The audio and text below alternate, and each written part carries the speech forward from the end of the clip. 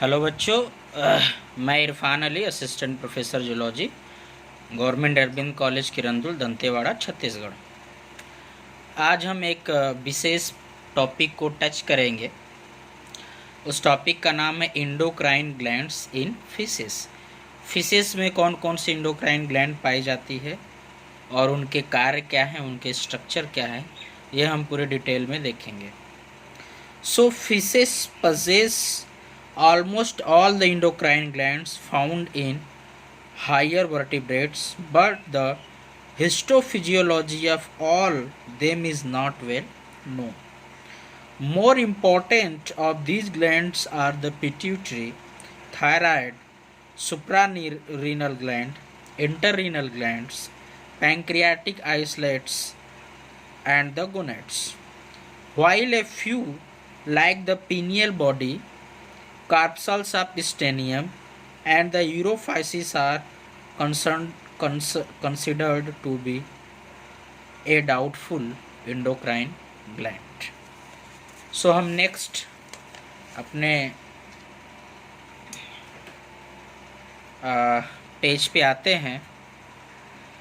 So histology of all them is not well known, और इनमें जो कुछ एंडोक्राइन ग्लैंड्स हैं उनके नाम यहाँ पे मेंशन है: pituitary, thyroid, suprarenal, interrenal, pancreatic islets, gonad, urophysis and pineal gland.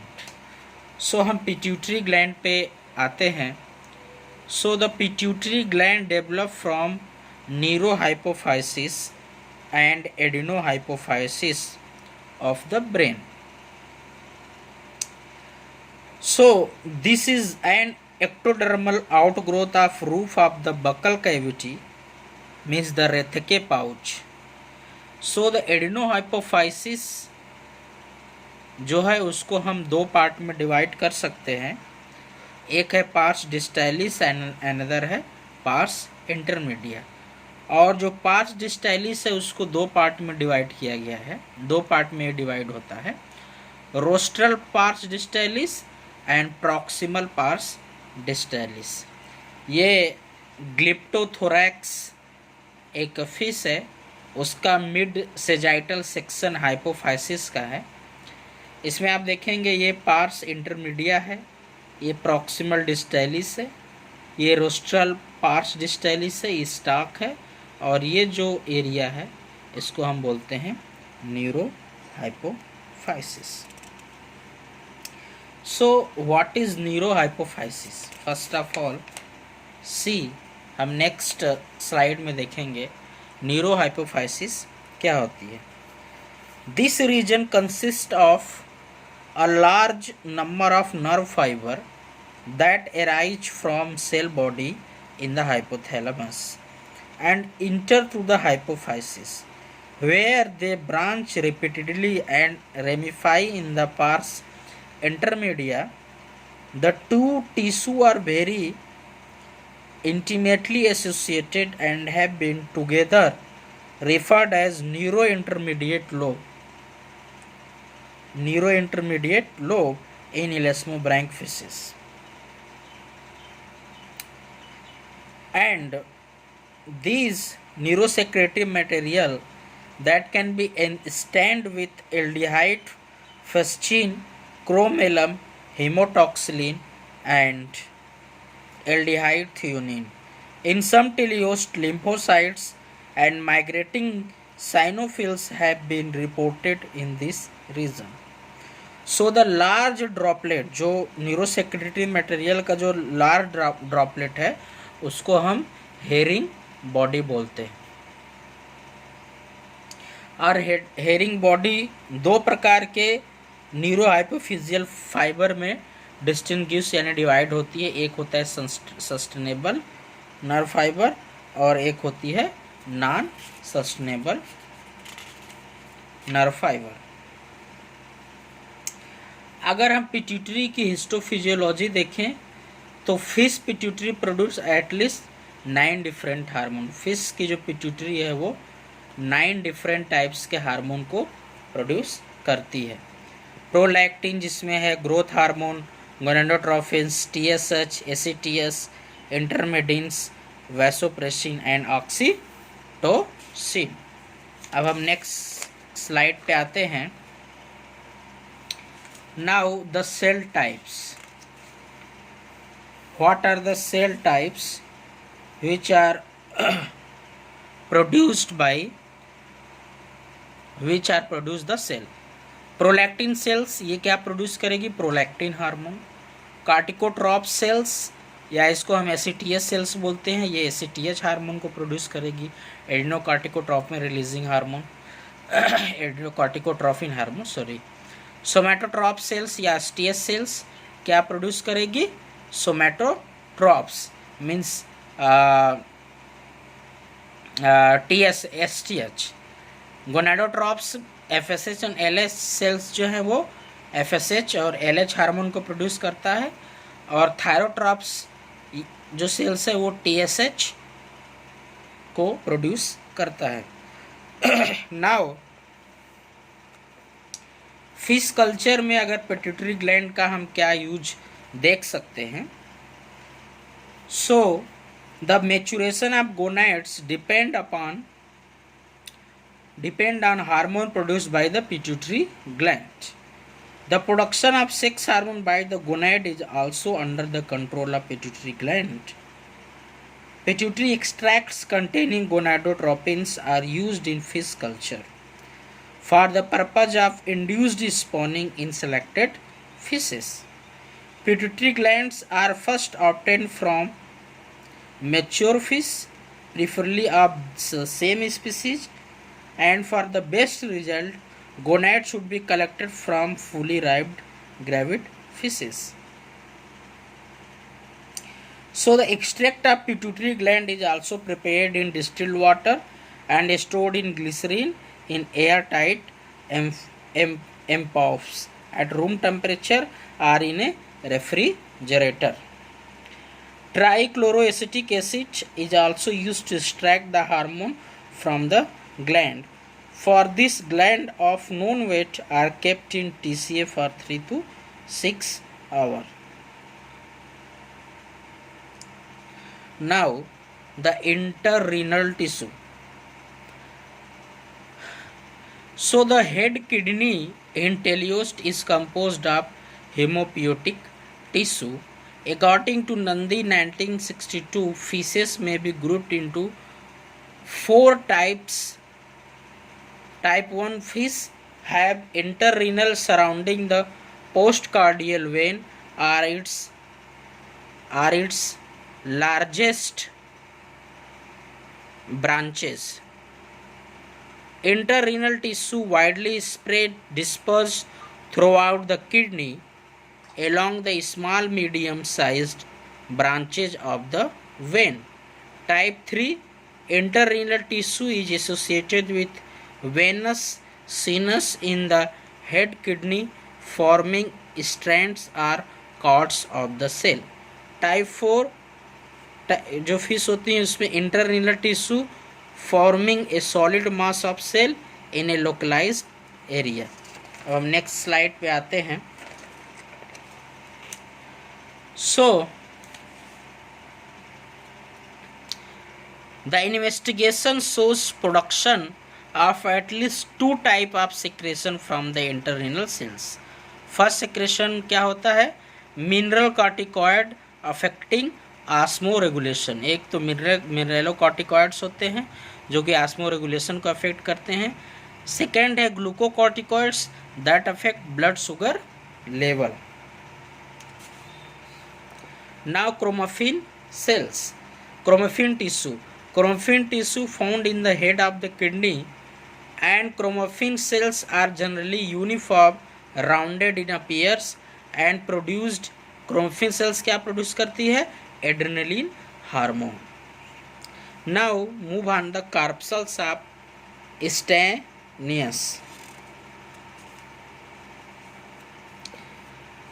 Corpuscles of Stennius have a small nodular body completely embedded in the kidney of the bony fish. ये bony fish की kidney में धसी हुई रहती है on its dorsolateral side. So it is a generally oval or rounded in shape and vary in number in different species.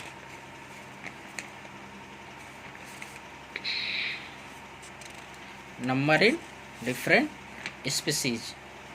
अब हम move करते हैं थायराइड ग्लैंड पे।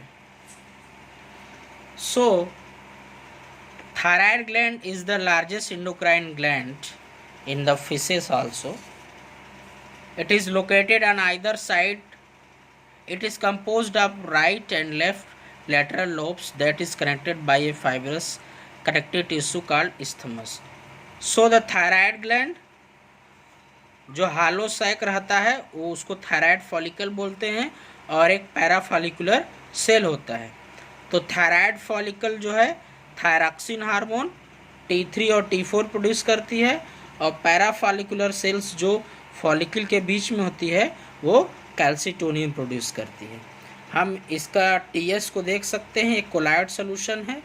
ये C सेल है जो कि कैल्सिटोनिन सेक्रेट करती है। ये फॉलिकुलर सेल है थायराइड का जो कि थायराइड हार्मोन को सेक्रेट करती है। अब हम देखेंगे थायराइड हार्मोन बायोसिंथेसिस। ये हाइपोथैलेमस है फिश का, जिससे कि TRH हार्मोन निकलता है, और ये इसका इंटीरियर पिट्यूटरी जिसको एडेनोहाइपोफाइसिस बोलते हैं वो TSH को प्रोड्यूस करता है, और TSH जो है थायराइड ग्लैंड पे एक्ट करके T3 और T4 यानी थायरॉक्सिन हार्मोन के प्रोडक्शन में हेल्प करता है। आप देखिए जो फॉलिकुलर सेल है थायराइड ग्लैंड का, इसमें कोलाइड सोल्यूशन के रूप में थायरॉक्सिन हार्मोन स्टोर रहता है, और ये बीच में जो है इसको हम पैराफॉलिकुलर या सील सेल्स बोलते हैं जो कि कैल्सिटोनिन हार्मोन को प्रोड्यूस करता है। अब ये जो फॉलिकुलर सेल है ये थायराइड हार्मोन को प्रोड्यूस करता है। इसमें थायरॉक्सिन जो T4 है 90%, और जो ट्राईआइडोथायरोनिन यानी जो T3 है वो 10% प्रोड्यूस होती है। अब देखिए यहाँ पे आयोडीन प्लस टायरोसिन, ये दोनों जब मिलते हैं, टायरोसिन एक अमीनो एसिड है और आयोडीन एक एलिमेंट है, ये दोनों मिलते हैं तो थायरोग्लोबुलिन बनाते हैं। अब अगर दो मॉलिक्यूल इसके साथ थायरोग्लोबुलिन के साथ आयोडीन का दो मॉलिक्यूल मिलता है, कंपोज होता है, तो डाईआइडोटायरोसिन बनाते हैं। अगर एक मॉलिक्यूल आयोडीन का इसके साथ कंपोज होता है तो मोनोआइडोटायरोसिन बनाते हैं। अब ये डाईआइडोटायरोसिन जो है बाद में आगे चलकर थायरॉक्सिन यानी T4 हार्मोन बनाता है, और मोनोआइडोटायरोसिन आगे चल के T3 यानी ट्राईआइडोथायरोनिन बनाता है, जिसकी मेटाबॉलिक एक्टिविटी ज़्यादा होती है। अब हम नेक्स्ट स्लाइड में आते हैं। Function. Thyroid hormone binds with nuclear receptor. Important role in the thyroid hormone का जो इम्पॉर्टेंट रोल है इसमें किसमें है, basal regulation of basal metabolic rate by the use of cellular oxygen. This phenomenon is called calorigenic effect. So the stimulate and thyroid hormone stimulate the synthesis of sodium potassium ATPase. Now move on the pancreas and isolates of Langerhans.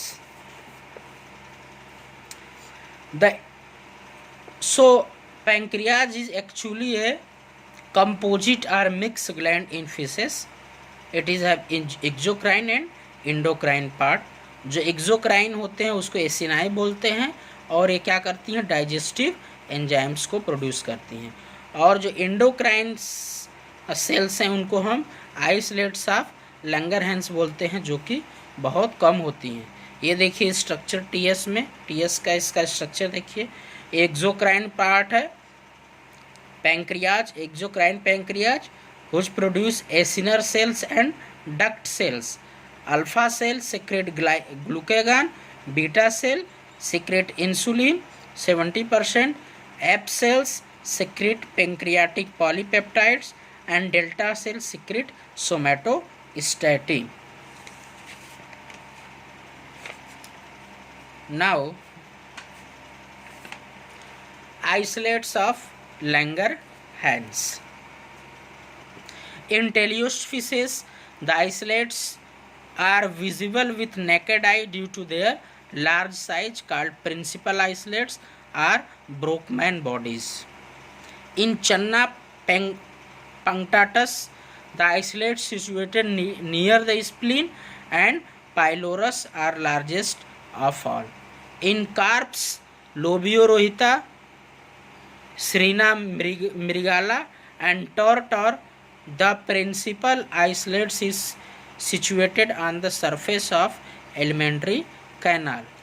In species like Clarius batrachus, Heteropnestis fossilis and Mistus singala है present between the lobes of liver. ये इसका structure देख लीजिए, exocrine cell है, ये alpha cell है और ये बीटा सेल है, और ये एसिनाई जो है वो एक्सोक्राइन पार्ट है पैंक्रियास का। नाउ जो पैंक्रियास से हार्मोन निकलते हैं इंसुलिन और ग्लूकेगॉन, उनका क्या रोल है, फिजियोलॉजिकल रोल क्या है, उसको हम देखेंगे। So the insulin and glucagon, glucagon is a linear polypeptide have opposite function of insulin. सही बात है, इंसुलिन के अपोजिट फंक्शन ग्लूकेगॉन का है। यहाँ पे एक इवेंट है ग्लाइकोजन एंड इंसुलिन। इवेंट में glycogenolysis means the break down of glycogen into glucose. Glycogen क्या करता है, इंक्रीज करता है, इंसुलिन डिक्रीज करता है। अब ग्लाइकोजेनेसिस जो होती है means the production of glycogen from glucose, इसको ग्लाइकोजन डिक्रीज करता है, इंसुलिन इंक्रीज करती है। नेक्स्ट है gluconeogenesis means synthesis of glucose from non carbohydrate, इसको ग्लाइकोजन इंक्रीज करता है, इंसुलिन डिक्रीज करता है। Tri acid glycerol hydrolysis, in glucagon increase करेगा, इंसुलिन डिक्रीज करेगी।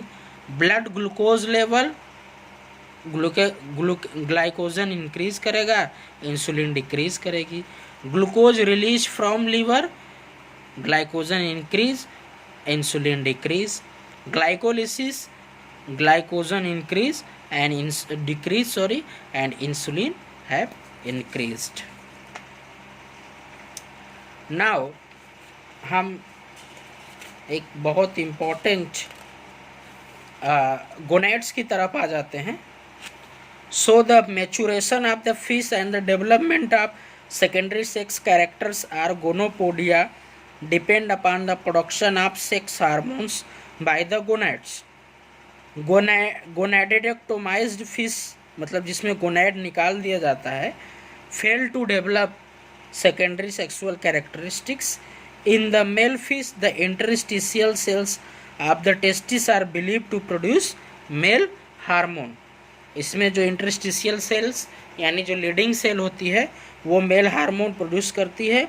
सम species do not possess interstitial cells and in them the lobule boundary cells may perform the same function.